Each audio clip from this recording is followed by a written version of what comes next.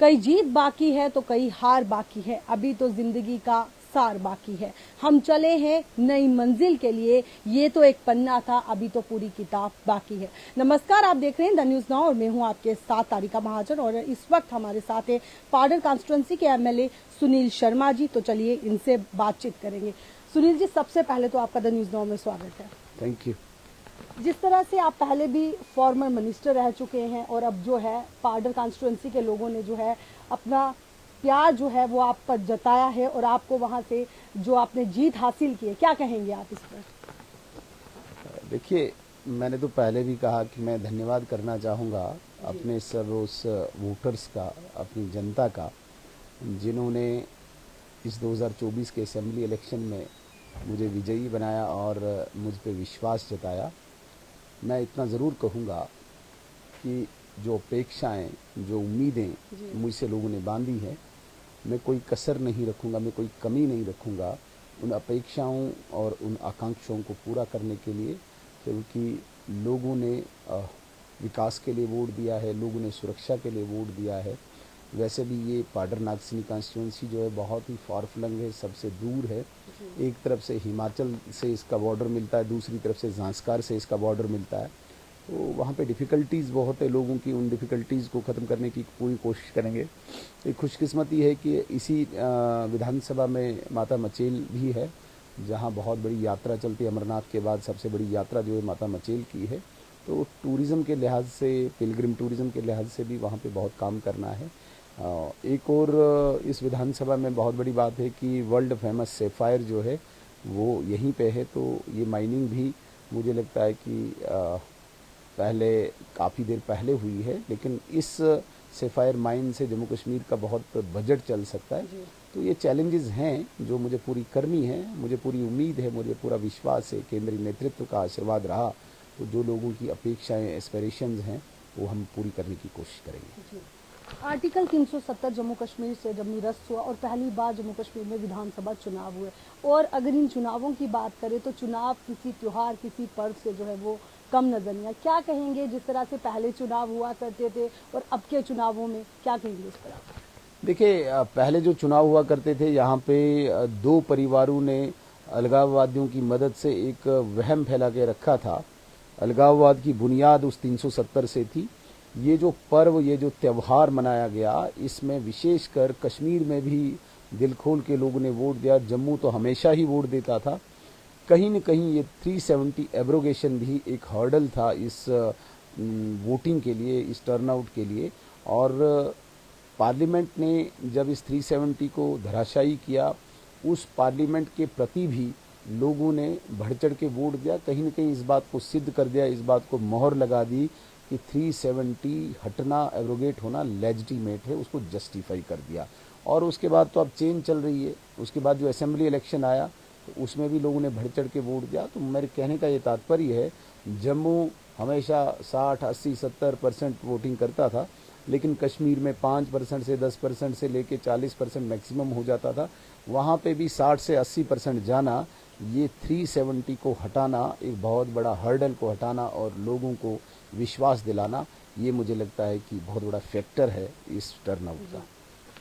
तो जम्मू संभाग की अगर बात करें तो जम्मू संभाग में भाजपा ने परफॉर्मेंस जो है इस बार अच्छी की हुई है विधानसभा चुनावों को लेकर के। लेकिन अगर कश्मीर संभाग की बात करें तो आपने खुद देखा होगा, जब रिजल्ट अनाउंस हुए तो नेशनल कॉन्फ्रेंस जो है सबसे बड़ी पार्टी जो है वो उभर के सामने आई है जम्मू कश्मीर में। क्या कहेंगे इस पर आप?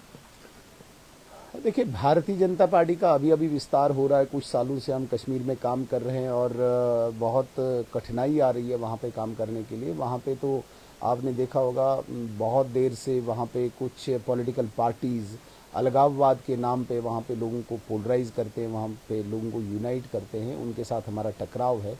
जो पारिवारिक पार्टीज़ हैं, लेकिन कहीं न कहीं भारतीय जनता पार्टी का वोट शेयर बढ़ा है और हमें इस बात की खुशी है कि जम्मू कश्मीर में सबसे ज़्यादा वोट शेयर लेकर भारतीय जनता पार्टी प्रथम स्थान पे है। हाँ, इस बात को मैं मोहर लगाता हूँ जो आप कहते हैं कि कश्मीर संभाग में हमारा खाता नहीं खुला। हमें इस बार पूरी उम्मीद थी कि 2-3 सीटें हम कश्मीर से लेंगे, जहाँ पे हमने बड़ा टफ फाइट दी, जहाँ पे बड़ा क्लोज कंटेस्ट हुआ। लेकिन बदकिस्मती रही कि वहाँ की कुछ पॉलिटिकल पार्टीज जो अपने आप को मेन स्ट्रीम पॉलिटिकल पार्टीज कहते हैं, उन्होंने दोबारा से 370 का राग अलापना शुरू कर दिया, उन्होंने 35 का राग अलापना शुरू किया। जब तक लड़ाई बिजली पानी सड़क की थी, जब तक लड़ाई गैस सिलेंडर की थी, तब तक भारतीय जनता पार्टी प्रथम नंबर पे थी। जब उन्होंने उनको डाइवर्ट किया 370 के नाम पे और पाकिस्तान के नैरेटिव के नाम पे, लोग इनोसेंट होते हैं, उन्होंने शायद सोचा कि शायद यही लोग सच बोल रहे हैं, और उस वक़्त हम थोड़ा सा पीछे रह गए। लेकिन हमें इस बात की खुशी है कि हमने वोट शेयर बढ़ाया है। भारतीय जनता पार्टी एक कार्डर बेस पार्टी है, हम बिल्कुल मन हारने वाले नहीं हैं। हमने 1953 में कहा था कि हम 370 को हटाएंगे और हमने 2019 में हटाया। 2019 में हमने ये शपथ ली, हमने प्रण लिया है कि जम्मू कश्मीर में सरकार बनाएंगे, कश्मीर में भी सीटें लेंगे। वो 2029 में हम कामयाब हों या आगे हों, इसके लिए हम प्रयासरत रहेंगे। पाडर कॉन्स्टिट्यूंसी की जो जनता है, उन्होंने आप पे भरोसा किया है और आपको वहाँ से जो है आपको जीत हासिल कर पाए हैं आप, तो आपकी क्या प्रायोरिटी रहेगी? सबसे पहले आप पाडर कॉन्स्टिट्यूंसी के लोगों के लिए कौन सा काम करेंगे? देखिए, काम वहाँ पे बहुत ज़्यादा हुआ है, इसीलिए लोगों ने दोबारा जीता है। पाडर में 2014 से पहले वहाँ पे सड़कें नाम मात्र थी और हमने सड़कों का जाल वहाँ पे लाया। बिजली वहाँ पे किसी गांव में नहीं थी, हमने गांव-गांव बिजली पहुँचाई। मोबाइल नेटवर्क नहीं था, हमने मोबाइल नेटवर्क पहुँचाया। वहाँ पे कॉलेज की डिमांड थी, कॉलेज हमने पहुँचाया। वहाँ पे सब डिस्ट्रिक्ट हॉस्पिटल की डिमांड थी, सब डिस्ट्रिक्ट हॉस्पिटल पहुँचाया। वहाँ पे ITI की डिमांड थी, हमने ITI वहाँ पे पहुँचाया। वहाँ पे रिसीविंग स्टेशंस की डिमांड थी, रिसीविंग स्टेशन वहाँ पहुँचा। वहाँ पे शेड्यूल ट्राइब स्टेटस की डिमांड थी, वो हमने पूरी की। तो लगभग काम पूरे हुए, लेकिन क्या है कि कुछ धीमी गति से चल रहे हैं। रोड सेक्टर में अभी हमने बहुत काम करना है। अभी जो छोटे छोटे काम हैं एडमिनिस्ट्रेटिवली जिनको हमने हैंडल करना है, वो हमारे लिए चैलेंज है। तो कहीं न कहीं पाडर में तो बहुत काम हुआ है, लेकिन इसका एक पार्ट नागसिनी और डूल पुछाल आता है, जहाँ पे अभी भी और ज़्यादा काम करने की आवश्यकता है। तो कंपैरेटिवली पाडर से नागसिनी में अभी रोड्स में काम करना है और बिजली में काम करना, हॉस्पिटल के लिए काम करना है। तो ये सारी चीज़ें मेरे लिए चैलेंज है और मुझे पूरी उम्मीद है कि ये 5 साल हमारी पाडर नागसिनी कॉन्स्टिट्यूंसी को सुसज्जित करेगी। वैसे मैं आपको बताना चाहूँ, जम्मू कश्मीर में सबसे ज़्यादा कहीं इन्वेस्टमेंट हो रही है, सबसे ज़्यादा किसी विधानसभा में, वो पाडर नागसिनी में हो रही है। वो इसलिए हो रही है क्योंकि 3 पावर प्रोजेक्ट्स इस वक्त अंडर कंस्ट्रक्शन है। वहाँ पे लगभग इन 3 पावर प्रोजेक्ट्स में 8 से 10 हज़ार नौजवान इस वक्त काम कर रहे हैं, रोजी रोटी कमा रहे हैं। और 1-2 प्रोजेक्ट्स को अभी खोलने की हमें जल्दी है, मुझे लगता है कि आने वाले दिनों में वो भी खुलेंगे।